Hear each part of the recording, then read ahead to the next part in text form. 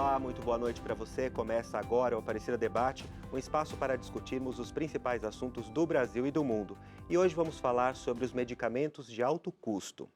Você já ouviu falar de medicamentos órfãos? Esse termo é usado quando um remédio é produzido em pequenas quantidades e o custo dele é muito alto. Geralmente são remédios para tratar doenças raras. Aqui no Brasil, mais de 13 milhões de pessoas sofrem de doenças raras e precisam de remédio. Mas o que fazer quando essa pessoa não tem condições de comprar? Talvez você não saiba, mas existem mais de 40 mil ações que aguardam decisão judicial para ter acesso ao medicamento. Ainda assim, há casos em que o acesso é concedido, mas o medicamento não está disponível. Mas enquanto a justiça não decide, o que essa pessoa faz? A quem ela recorre? Dados recentes mostram que 2 milhões de brasileiros vivem o drama de não encontrar remédios nos postos de distribuição. Pelo menos 25 deles estão em faltas nos estoques. O Ministério da Saúde admite as falhas no processo de ampliação do acesso a esses tipos de medicamentos. Mas para que isso melhore, é preciso uma ação coordenada de todos: governo, fabricantes e associações de pacientes. Mas afinal, quem é o responsável por fornecer esses medicamentos de alto custo? A União, os estados ou os municípios? E quem depende desses remédios precisa mesmo enfrentar meses ou anos à espera da decisão da justiça? Essa espera, inclusive, pode comprometer o tratamento e a vida do paciente. O que fazer quando a demora da justiça ameaça a vida de quem está correndo contra o tempo para viver mais e com mais qualidade? E para falarmos sobre esse assunto, aqui comigo está a Regina Próspero. Ela é vice-presidente do Instituto Vidas Raras, que é uma organização não governamental e sem fins lucrativos. O Vidas Raras tem como objetivo promover os direitos constitucionais das pessoas com doenças raras e que se encontram em situação de vulnerabilidade social. Eu também converso com o Luiz Duarte de Oliveira. Ele é procurador do Estado de São Paulo e coordenador judicial de saúde pública da Procuradoria-Geral do Estado de São Paulo. Olá, bem-vindos, boa noite. Boa Muito noite. obrigado pela presença de vocês. Obrigada pelo convite. Antes da gente começar o nosso debate aqui, eu queria que vocês acompanhassem comigo. O repórter Felipe Melo, ele foi às ruas para saber a opinião das pessoas sobre medicamentos de alto custo. Vamos acompanhar aqui. Senhora, tem ouvido algumas pessoas reclamando da falta de medicamentos, até medicamentos específicos de um custo muito alto. Tem sido comum isso lá no salão? Não, demais. É o que mais o pessoal reclama. E aí eles têm feito o que para conseguir esses medicamentos? Muitas das vezes eles acabam entrando na justiça, né? Pedindo na prefeitura, correndo atrás. Porque Consegue fácil? Não. Conseguir fácil não consegue, não. É difícil. Tem gente que não consegue. Não. Tem gente que não consegue. Como a senhora faria se tivesse que comprar um medicamento com um preço tão alto? Sim, eu acho assim que na hora do aperto, que você precisa, que você necessita para salvar uma pessoa da família, você corre atrás e dá um jeito, né? Mas eu acho que a gente tem que lutar pelos nossos direitos, de conseguir. E aí teria que fazer como? Recorrer à justiça mesmo? Então, se for, se for preciso, eu acho que teria que recorrer. Eu já consegui remédio indo atrás, fui na prefeitura, fui no centro de saúde para meu marido e a gente conseguiu, porque o remédio que ele precisava usar era um custo muito alto. E o médico mesmo aconselhou a gente procurar, porque ele teria que usar um longo tempo. E deu certo. E deu certo, graças a Deus. Quem deveria arcar? Porque alguns medicamentos têm um preço altíssimo. O governo deve se responsabilizar? Sim, com certeza. Por que você acha que o governo deve entrar aí nesse momento de dificuldade? No caso da assistência social, né, da pessoa que não tem condição de arcar com esse medicamento. Quem deve se responsabilizar? Na verdade, eu acho que seria todo mundo. Um pouquinho de cada um. Porque se todo mundo se juntar, aí vai dar certo. Mas se não se juntar, não adianta, porque só a prefeitura só não tem condições. Do caso da senhora, ficou alguma dúvida que a senhora quer deixar uma pergunta lá para os especialistas no estúdio? Eu acho que o político, esse pessoal devia lutar mais, né, pelos direitos dos mais necessitados, do mais simples, que necessita de ajuda, né? Então acho que teria que olhar por esse lado.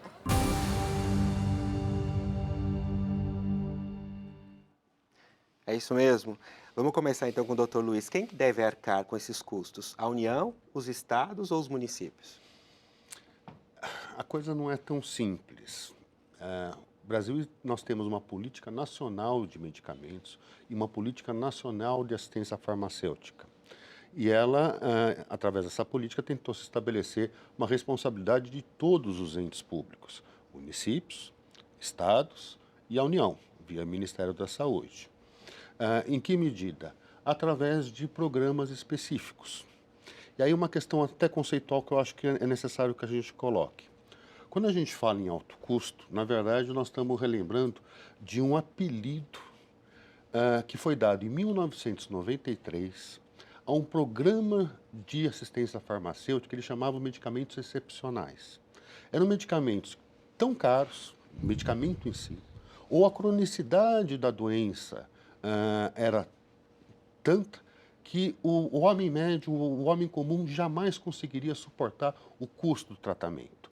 Então, a União começou a estabelecer o que eles chamavam de protocolos clínicos e diretrizes terapêuticas, estabelecendo, para essa doença, nós vamos tratar com tais e tais medicamentos, esperando tais e tais resultados e tudo mais.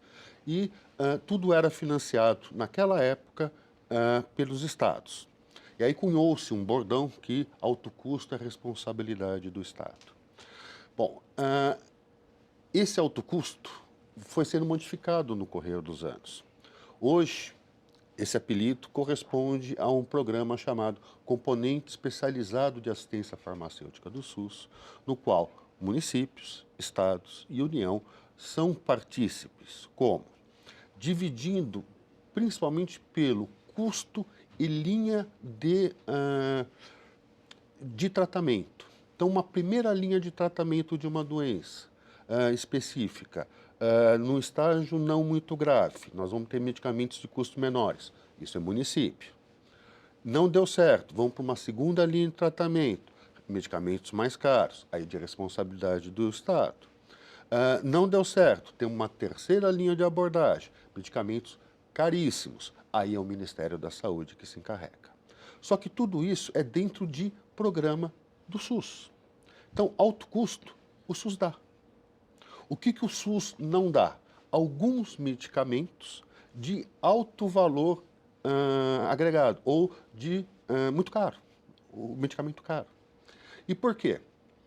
Se a gente for ver, pela Anvisa, existem mais de 4.000 princípios ativos diferentes padronizados. Cada princípio ativo rende a produção de dezenas de apresentações comerciais de um mesmo medicamento. Então, nós temos um universo estupendo de medicamentos no Brasil. O SUS precisa fazer escolhas. Escolhas visando o bem comum. Então, ele vai estipular, porque determinada doença eu vou tratar com tal medicamento. O outro não? O outro não, porque esse apresentou um preço melhor, apresentou uma eficácia maior, eu tenho um resultado terapêutico melhor nisso, então eu vou fazer essa determinada escolha. E o outro? O outro não vai ser adquirido pelo Sistema Único de Saúde. O que acontece com o fabricante desse? Ele vai querer vender. E a ação judicial virou um grande mercado para isso. Então, hoje as pessoas estão buscando medicamentos, mas às vezes específicos medicamentos de marcas específicas que poderiam ser encontrados numa outra apresentação comercial. Ou talvez uma outra alternativa terapêutica dentro do sistema. O que a gente precisaria? Melhor organizar esse cenário.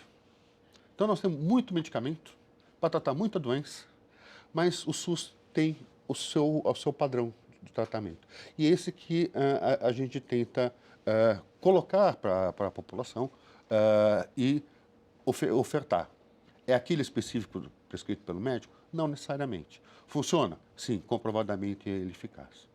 Então é dentro dessa escolha, dentro dessa política que se trabalha hoje. Regina, eu falei aqui que hoje são mais de 13 milhões de pessoas, de brasileiros, que sofrem de alguma doença rara, né? Você acha que existe algum tipo de entendimento mais demorado por parte do governo e isso acaba prejudicando quem sofre dessas doenças?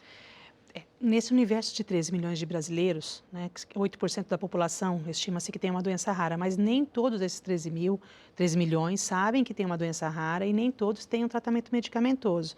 De todo o universo de doentes raros, somente 3% terão benefício a um tratamento. Não necessariamente que esse tratamento esteja no componente especializado. Quando as pessoas elas acabam ingressando com ação judicial para conseguir um tratamento, e sim, muitas vezes elas não sabem que existe um outro tratamento para ela, por desconhecimento, né? ou por falta de informação, por falta de pesquisa, mas eu vou falar enquanto instituição. A nossa instituição, ela orienta pessoas que têm doenças raras, não necessariamente que tenham tratamento à espera, mas na maior parte das vezes, as pessoas que nos procuram é porque ela não tem outra opção terapêutica. Hoje a gente tem os biotecnológicos que estão chegando não só para doenças raras, mas como para câncer e outras doenças cardíacas e renais, enfim, mas que ela só tem uma opção terapêutica. Então, aí para onde ela vai correr? Foi até o caso do meu filho. Não existia tratamento nenhum que pudesse acolhê-lo. Aí veio um biotecnológico dos Estados Unidos, que não é a cura, mas que estabiliza a doença. Tanto é que ele está vivo já, ele ganhou 16 anos de vida por conta de um tratamento bem sucedido, né, que não tem outra opção terapêutica. Então, as pessoas precisam estar mais cientes de todo o universo que elas estão, até porque elas não incorram em erro.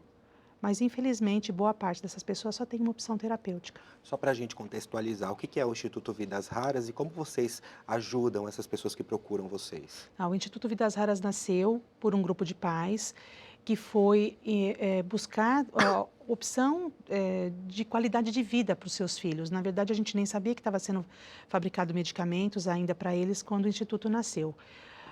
E aí, bom, vieram pesquisas, os nossos filhos ingressaram em pesquisas clínicas, depois tivemos que brigar para que o sistema acolhesse toda a população dessa doença no SUS. Conseguimos agora recente a incorporação de todos os medicamentos para as mucopolissacaridoses, que é a doença de base dos nossos filhos. E aí o Instituto foi ganhando um corpo por conta dos inúmeros pedidos de ajuda das pessoas de doenças raras de todo o território nacional. Eles viram que São Paulo estava à frente e estavam conseguindo tratamento para essas crianças e eles queriam também que esse tratamento fosse estendido para os seus filhos. E somos pais, né? Nada mais justo do que você orientar essas pessoas também para que os filhos dela tenham não só um tratamento medicamentoso, tá? Mas que ele tenha também todo o acolhimento de terapias multidisciplinares e até a sociabilização de volta. Meu filho ficou cego com 10 anos, mas ele, por conta de um tratamento bom, do investimento da família, tá? Porque nós, enquanto pais, nós temos que acreditar que esses meninos, mesmo que com um espaço curto de vida, eles têm que ter uma qualidade de vida adequada.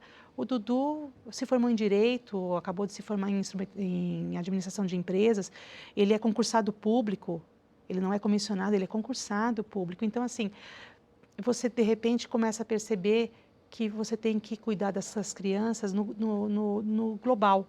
E o Instituto Vidas Raras faz isso. Ele acolhe a família, que geralmente chega para nós despedaçada, com um diagnóstico que condenou o seu filho ou o seu ente, pode ser seu pai, seu irmão.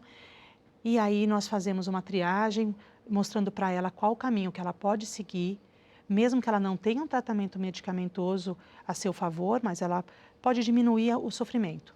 Esse é o nosso intuito, é diminuir o sofrimento da família e mostrar para ela tudo que ela pode ter a seu favor, que o sistema pode lhe dar.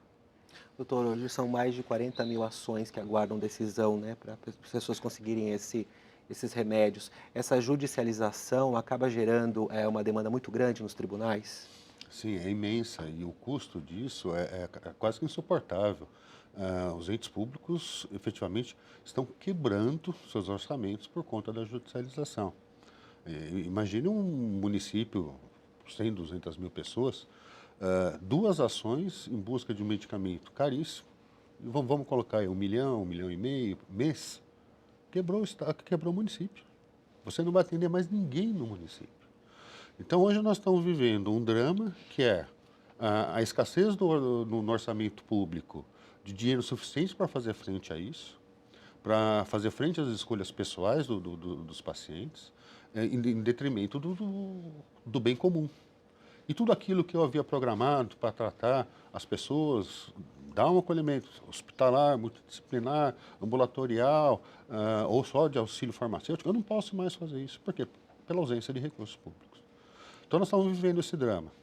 A nossa intenção no Estado, e até como Procuradoria, é mais ou menos organizar esse meio campo, trazer uma certa racionalidade a esse debate.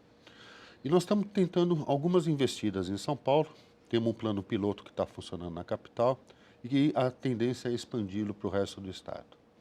Esse seria um local de acolhimento, onde pessoas viriam com prescrições, públicas, privadas, pouco importa, e elas seriam orientadas por farmacêuticos da Secretaria da Saúde em relação à disponibilidade daquele produto no sistema, e ela já seria encaminhada imediatamente para se inserir dentro do SUS, ou, na ausência daquele medicamento, as possíveis alternativas que poderiam, de alguma forma, ajudar aquele cidadão. Com isso, e o paciente não é do Estado nesse caso, o paciente é informado das alternativas, retorna ao seu médico e vai inquirir o médico se é possível alterar a receita para um medicamento disponível no SUS. Se não, se o médico insistir na prescrição particularizada daquilo lá, ele vai ter que fazer um formulário, mas aí numa conversa de médico para médico, onde ele vai tentar demonstrar para médicos do Estado que aquele medicamento é efetivamente necessário. O Estado compraria essa coisa diferenciada por conta de uma situação terapêutica diferenciada daquele cidadão. Se for isso, o Estado compra, trata essa pessoa, acompanha a evolução dessa pessoa sem a necessidade de ação judicial. Esse é um plano que nós estamos tentando na capital. Mas como é que vocês trabalham o tempo? Porque às vezes a pessoa vai lá, ela pode morrer num curto espaço de tempo. Como é que funciona o tempo? Porque até ela entrar com um pedido, consultar esses farmacêuticos, leva um período, né? É uma coisa mais ou menos rápida, o atendimento é imediato. O ir ou voltar com o formulário vai depender mais do próprio paciente em si. Mas, veja, nós estamos tratando mais de 99% de pacientes ambulatoriais. Não são casos de emergência. Fosse, deveria estar na porta de um pronto-socorro. Essa deveria ser entrada dentro do sistema. Então, nós estamos tratando pacientes mais ou menos estabilizados, que podem ter esse período, esse tempo, para buscar uma melhor alternativa terapêutica para o seu tratamento. É isso que nós buscamos. Nas ações judiciais em si, o enfrentamento é em busca da racionalidade, por conta, inclusive, de julgamentos agora recentes dos tribunais superiores, tanto o Superior Tribunal de Justiça, Que a gente vai abordar daqui a pouco, como o Supremo Tribunal Federal trataram do assunto. Eu acho que é interessante também conversar sobre isso. Mas é uma tentativa né? Regina, e o quanto essa espera pode ser prejudicial para o paciente? Quando uma pessoa procura o Instituto Vidas Raras, como é que vocês orientam num caso desse, por exemplo? Quando o medicamento já está incorporado, tá? Vamos falar de medicamento incorporado, nós mostramos para ele onde ele tem que ir, qual é o local mais rápido que ele pode conseguir esse tratamento. No caso de um medicamento que não tem protocolo clínico, que não tem ainda incorporação, aí é mais complicado.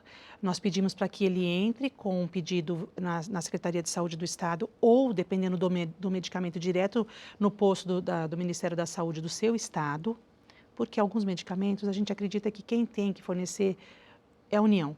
Então, nós pedimos que ele faça um pedido administrativo ali naquele local e espere a resposta, que ela tem que chegar até 30 dias, tá? Ele tem esse tempo para esperar. Nesses 30 dias não vindo resposta, a gente considera como uma negativa tácita, então a gente pede que ele volte, ele diz para nós, olha, não tive resposta, tive uma resposta negativa, tá, então você vai ter que partir para o plano B, se você realmente está precisando e são doenças comprovadamente que precisam do tratamento, você vai ter que pedir via ação judicial. E aí você tem algum advogado da sua confiança para você entrar com a ação? Você pode também procurar a Defensoria Pública, a Procuradoria Geral e eles vão dar o seu acolhimento. E aí a coisa vai fluindo nesse sentido e o Instituto Vidas Raras ele vai acompanhando essa família para ver se ela entrou com a ação. Nós acompanhamos a ação via Jus Brasil, a gente vai acompanhando pelo número e depois quando chega no Ministério da Saúde, a maior parte dos nossos pedidos vão para o Ministério da Saúde, a gente acompanha ali dentro do Ministério se o pedido está saindo ou não. Nós temos uma parceria muito boa com o Ministério da Saúde e com a Secretaria de Saúde do Estado de São Paulo, e a gente vai buscando que todo esse tempo seja o mais curto possível, para que nesse tempo de espera a pessoa não tenha sequelas. Porque algumas pessoas, nesse tempo de espera, ou alguns morrem, infelizmente, e alguns vão para uma sequela irreversível. E é isso que a gente tenta que não aconteça. Paralelamente a isso, o Instituto Vidas Aras trabalha em políticas públicas para que esses medicamentos entrem em programa governamental, para diminuir esse tempo e para que não haja ação judicial. É um trabalho de formiguinha, um trabalho semanal, que eu estou em Brasília toda semana, na Secretaria de Saúde praticamente toda semana, para criar protocolos clínicos e fazer com que esse tempo de espera seja o mínimo possível.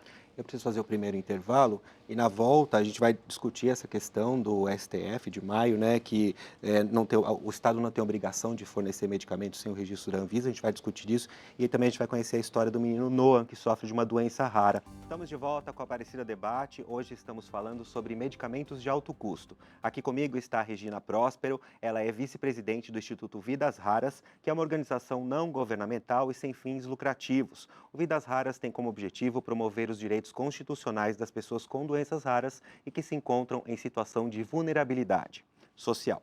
Eu também converso com o Dr. Luiz Duarte de Oliveira, ele é procurador do Estado de São Paulo e coordenador judicial de saúde pública da Procuradoria-Geral do Estado de São Paulo. Agora a gente vai conhecer a história do Noah, que é um menino de apenas 3 anos e ele sofre de uma doença rara e precisa de medicamentos. O repórter Guilherme Machado, ele foi até a casa do Noah para contar essa história para a gente. Vamos acompanhar aqui, por favor.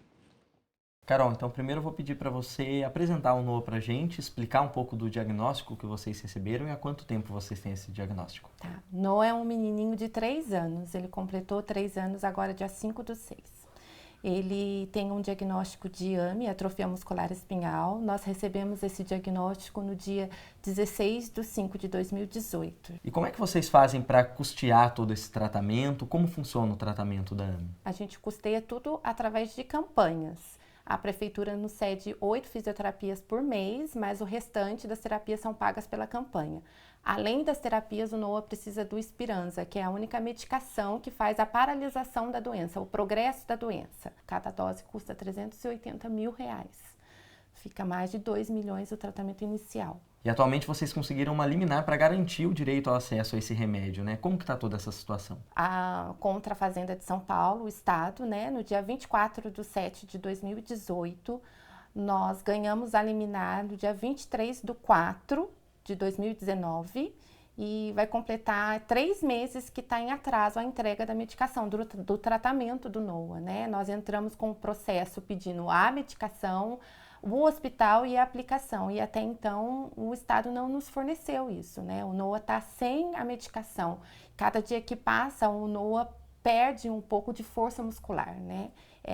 A necessidade da medicação para ele é os movimentos do corpo dele. Ela vai trazer não só a qualidade de vida para o Noah, né? Ela vai trazer a independência do Noah, né? Ele vai poder escovar o dente, comer sozinho, estudar, escrever, né? Ele vai poder fazer o manejo da cadeira de rodas dele. Tem muitas crianças que já estão medicadas, que já estão fazendo esse tratamento, que conseguem ficar em pé. Carolina, queria pedir para você encerrar então, aproveitando a presença dos nossos especialistas no estúdio, deixando uma pergunta, alguma questão para eles abordarem lá do estúdio. Eu queria perguntar para o responsável da compra desse medicamento de uma criança de 3 anos, e se fosse a vida do teu filho, o que você faria?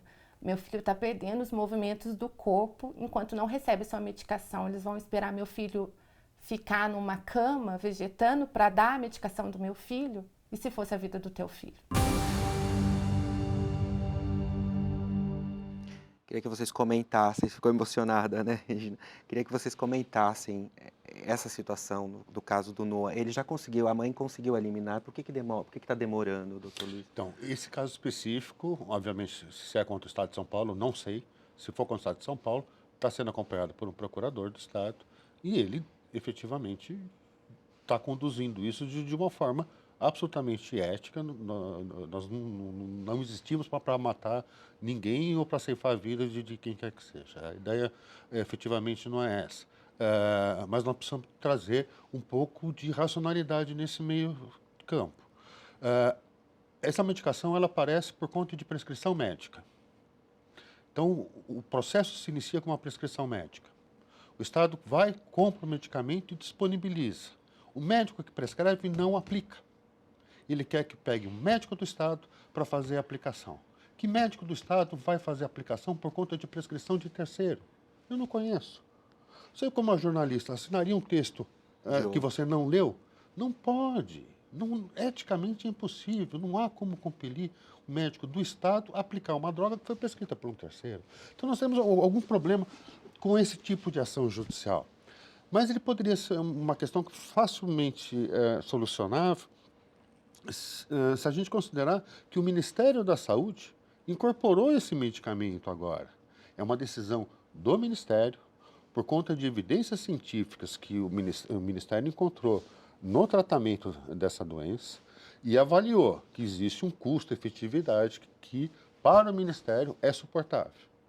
Então, essa ação direcionada contra o Estado de São Paulo acaba sendo mal direcionada, porque não é o Estado que, lá no final da ponta, haverá de comprar esse medicamento. Falta comunicação entre os poderes? Não posso responder? Eu acho Na que não verdade, é assim, também. é que assim, Também? no caso dela, eu estava prestando atenção nas datas, ela disse que a liminar foi deferida agora em abril. Mas o Estado, ele tem um tempo para entender que ele tem essa obrigação. Porque não é automaticamente que ela ganhou a ação, no dia seguinte o medicamento vai chegar para ela.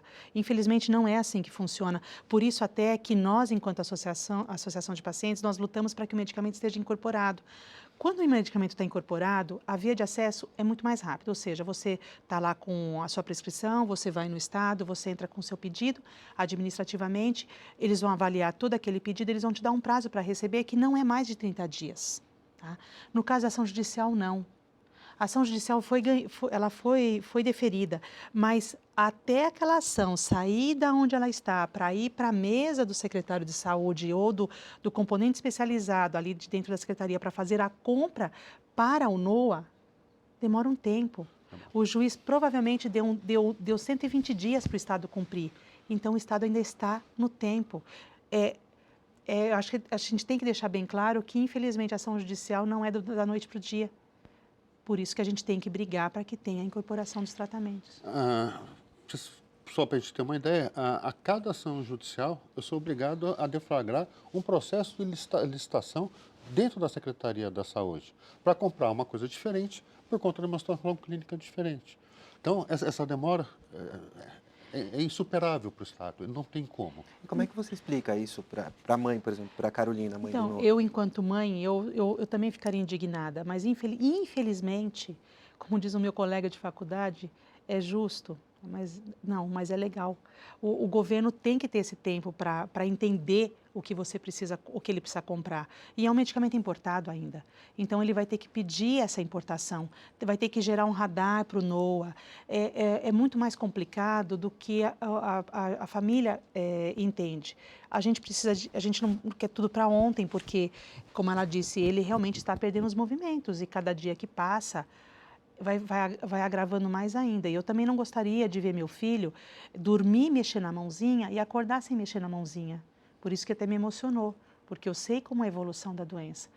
Mas E ela sabe da eficácia do medicamento, né? Porque tem outros casos que já Exato, foram... e eu vi, ela tem todo um cuidado, porque também não adianta só o remédio se ela não tem a equipe multidisciplinar. E ela tem. Nesse caso ela Entendeu? tem. Então, assim, o NOA, até quero mandar uma mensagem para ela. Parabéns, o NOA vai ser um indivíduo que, logo que ele vai ser atendido, ele vai ser produtivo, sim.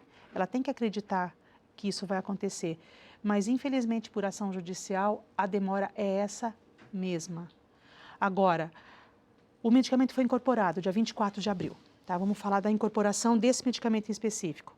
Mesmo ele estando incorporado no dia 24 de abril, o sistema vai ter um tempo para racionalizar e para dispensar esse medicamento. Não é que dia 25 de abril todo mundo vai receber.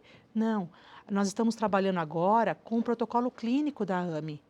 Então, sem o protocolo clínico, o medicamento também não vai estar na farmácia. Por quê? Porque tem que ter uma norma, uma conduta de tratamento para que essas pessoas recebam o tratamento de forma adequada. Não adianta eu ter um tratamento de 380 mil na minha casa e eu não ter um médico para aplicar. Sim. E a norma vai vir desse protocolo clínico que nós estamos trabalhando junto com o Ministério para poder proporcionar isso aos pacientes. Mas isso vai demorar ainda, no mínimo, 9 meses. Então, vamos fechar 2019 correndo, rezando bastante para que tudo dê certo. 2020, a vida vai ser um pouco melhor para essas famílias. Mas não é tão fácil como se imagina que a ação judicial em 24 horas eu faço cumprir. Não faz. Mesmo a pessoa correndo risco de morrer. Mesmo, infelizmente. Por isso que a gente tem que trabalhar em políticas públicas para que o justo e o correto seja colocado de forma mais célere para as famílias e esses pacientes e para que eles tenham qualidade de vida. Porque a gente não está falando só de tratamento, a gente tem que estar falando também de uma equipe multidisciplinar que possa atender essas crianças e essas pessoas para que elas tenham um ganho em qualidade de vida também. Doutor, uma outra questão que eu deixei no primeiro bloco é essa decisão de maio de 2019 do STF, que determinou que o Estado não tem obrigação de fornecer medicamentos sem registro da Anvisa. Queria que o senhor comentasse essa decisão. Isso, na verdade, era algo que preocupava muito os poderes públicos. Não só medicamentos sem registro na Anvisa, mas medicamentos experimentais. Ou substâncias que nem eram consideradas medicamentos. Um exemplo, a fosfetanolamina sintética, chamada pílula do câncer, que foi distribuída para cima e para baixo como se fosse uma panaceia, quer dizer, a cura de todos os males. E a gente viu, na verdade, que a coisa não funcionava, não tinha eficiência nenhuma para nada. O Estado ficava numa situação muito delicada, porque era fornecer alguma coisa sem evidência científica nenhuma para que fim aquilo teria. Será que eu estou realmente levando o melhor para um paciente? Será que eu não estou ajudando a matá-lo com isso? Porque medicamento e veneno é uma questão só de dosagem. Então, que medicamento é esse que serve para um país estrangeiro, pode servir para brasileiro? Você sabe. Então, o Estado ficava muito preocupado com isso. E essa proibição do Supremo, no sentido de medicamentos experimentais, de forma alguma, medicamentos registrados no exterior, mas ainda não no Brasil, só em face da União. Quer dizer, quem vai ser réu nessa ação é a União, isentando estados e municípios, porque são medicamentos caríssimos, que arrasam mesmo os orçamentos municipais e estaduais, mas podem ser avaliados pela União. Aliás, é a União quem avalia se esse medicamento vai ser incorporado ao Sistema Único de Saúde ou não. Então, nada mais justo que ela responda por esse tipo de ação. Então, acho que foi um ganho muito grande para os estados e municípios. E, se a União se organizar, eu acho que o próprio Sistema Único de Saúde, ela vai poder mais facilmente avaliar se é caso de incorporar o medicamento ou não, né? Isso tem a ver, o senhor acha que essa decisão acaba fortalecendo ou dando sustentabilidade futura para o SUS? A questão do SUS é efetivamente essa sustentabilidade. A hora que eu trago o medicamento para dentro do sistema, eu estou, na verdade, dizendo para toda a população, eu garanto o seu fornecimento, e não só o medicamento, mas tudo aquilo que eu vou aliar à terapia para quem dela necessitar. Então, eu estou falando isso para toda a população brasileira. E eu preciso ter recursos orçamentários para isso. Então, é aí que surge aquele problema do que nós chamamos de subfinanciamento do Sistema Único de Saúde. Hoje, nós não temos dinheiro suficiente para fazer frente a todas as necessidades da saúde da população brasileira. Nós precisamos de mais financiamento. Como a gente vai conseguir isso? Aí a fala de uma outra senhora. Nós temos que movimentar o mundo político, fazer alterações constitucionais, fazer alterações legislativas, para que principalmente a União participe com um quinhão a mais do PIB na saúde pública. Essa é alguma coisa que a gente espera, efetivamente. Regina, você acha que poderia haver um equilíbrio entre o governo da assistência, mas sem prejudicar muito o orçamento público? Eu acredito. De que forma?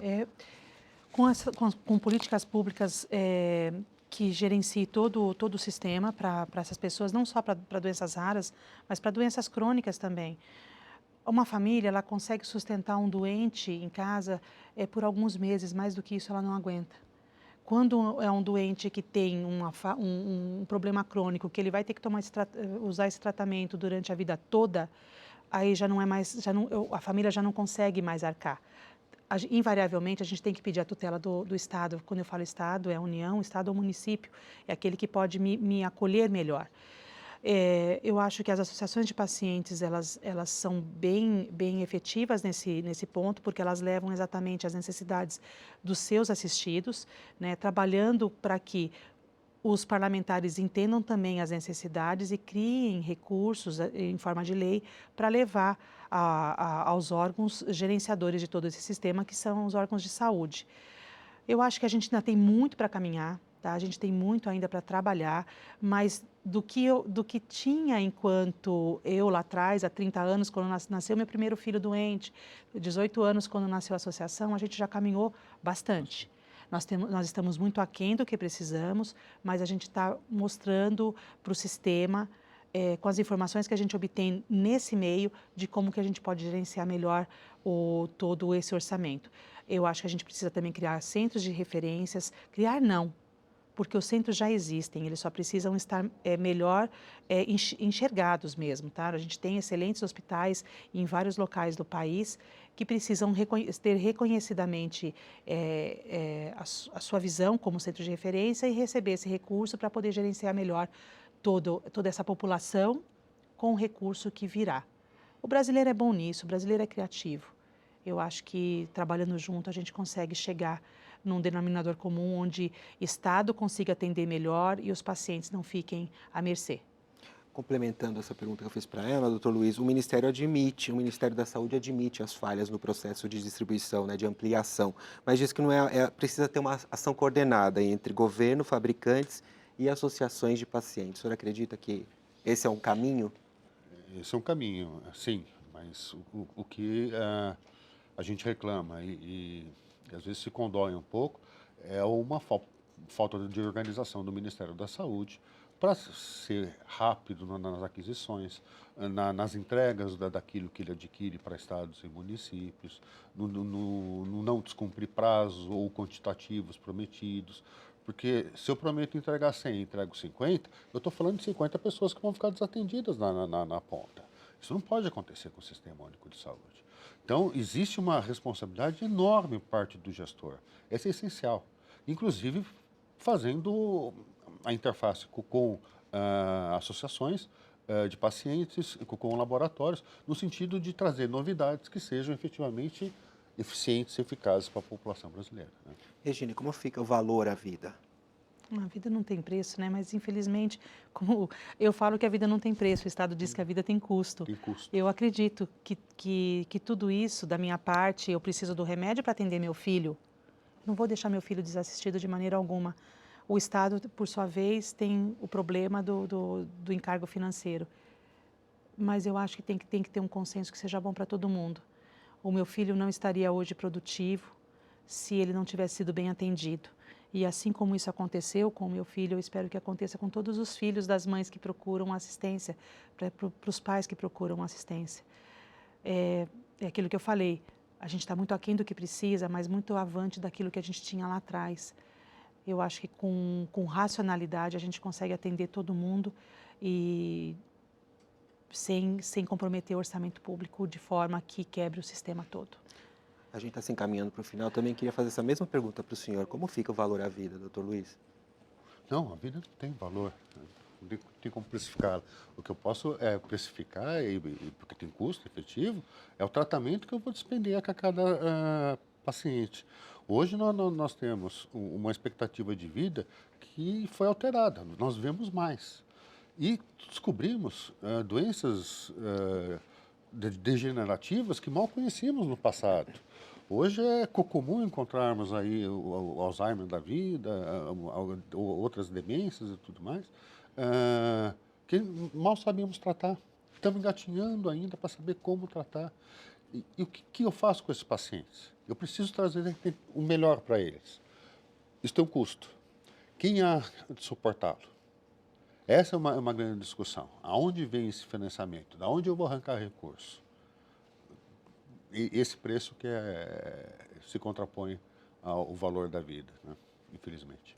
Regina, só para a gente encerrar, quem está assistindo a gente em casa e que se identificou, está passando por um problema parecido, como é que faz para procurar o Instituto Vidas Raras? Nós temos um site que é o vidasraras.org.br, nós temos o 0800, que é o do Linha Rara, é uma plataforma de atendimento que não traz o diagnóstico, ela não dá diagnóstico, mas ela diminui o tempo em que essa família procura um caminho correto para percorrer para conseguir um diagnóstico. O Linha Rara é o 0800 006 7868 e nós temos também as nossas redes sociais, são muito fortes, que levam sempre informação fidedigna para toda a população no geral, tanto especialidades médicas, especialidades educativas, porque hoje as nossas crianças estão vivendo e elas estão indo para a escola. Enfim, o forte do Instituto Vidas Raras é a informação. Tá? Eu também queria passar um recado para a mãe do Noah, que ela nos procure, porque dentro da ação judicial dela, a gente vai entender aonde está o remédio dela, do Noah, e para levar pelo menos uma informação para que ela tenha um pouco mais de tranquilidade, porque eu sei o que ela está passando, porque eu passei lá atrás, e eu gostaria que ninguém passasse por isso. Bom, com tudo isso a gente está à disposição, né? No 0800, no 2414-3060, que é São Paulo 11. As pessoas têm como nos achar e a gente vai ter o maior prazer em ajudá-la para que ela não tenha todo esse transtorno na vida dela. Quero agradecer, então, a presença de vocês aqui. Foi um debate muito esclarecedor. Eu agradeço a Regina Próspero. Ela é vice-presidente do Instituto Vidas Raras, que é uma organização não governamental e sem fins lucrativos. O Vidas Raras tem como objetivo promover os direitos constitucionais das pessoas com doenças raras e que se encontram em situação de vulnerabilidade social.